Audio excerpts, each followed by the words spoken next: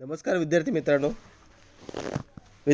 आजच्या या सत्रामध्ये आपण महाराष्ट्र राज्य परीक्षा परिषद पुणे यांच्यामार्फत प्रसिद्ध केलेले जे निवेदन आहे त्यासंबंधीची माहिती पाहणार आहोत. ती माहिती अशी आहे की राष्ट्रीय आर्थिक दुर्बल घटक विद्यार्थ्यांसाठी शिष्यवृत्ती परीक्षा योजना NMMS 2024-25 इयत्ता 8वीसाठी ही परीक्षा दिनांक 22 डिसेंबर 2024 रोजी शिष्यवृत्तीसाठी पात्र झालेल्या विद्यार्थ्यांची निवड यादीबाबत या निवेदनात म्हटलेलं आहे.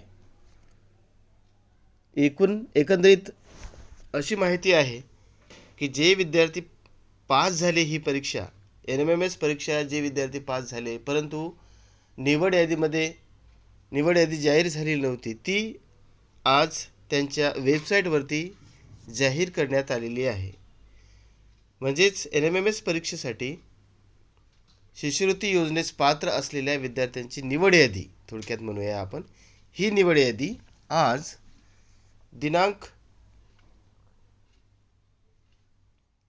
आजच्या तारखेमध्ये ही यादी NMMS महाराष्ट्र राज्य परीक्षा परिषद पुणे यांच्या वेबसाईटवर प्रसिद्ध करण्यात आलेली आहे.